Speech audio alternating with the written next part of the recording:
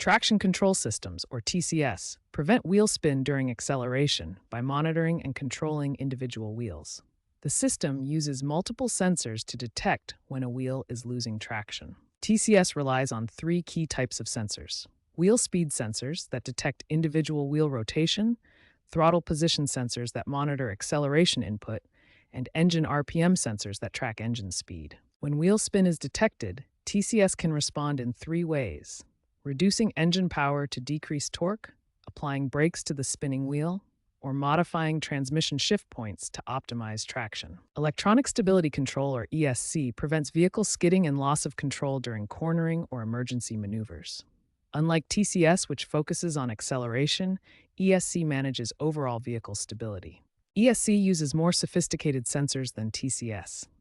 It employs yaw rate sensors to measure vehicle rotation, lateral acceleration sensors to detect sideways forces, steering angle sensors to know driver intent, and wheel speed sensors for individual wheel monitoring. Both TCS and ESC systems communicate their status through dashboard warning lights. Understanding these lights is crucial for vehicle safety and proper system operation. A solid warning light typically indicates a system malfunction requiring diagnosis. A flashing light means the system is actively working to maintain control. A light showing off indicates the system is manually disabled or has automatically shut down due to a fault.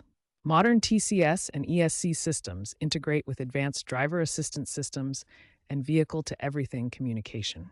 This allows them to predict and prevent stability issues before they occur, making vehicles safer and more responsive. These advanced safety systems work together to create a comprehensive vehicle stability network, significantly reducing the risk of accidents and improving overall driving safety through intelligent monitoring and intervention.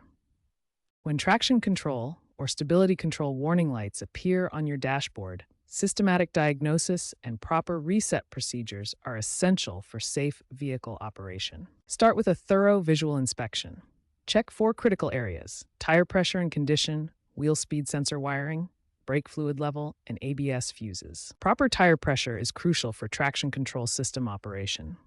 Underinflated or overinflated tires can cause false system activations and reduced performance. Inspect wheel speed sensor wiring for damage, corrosion, or loose connections.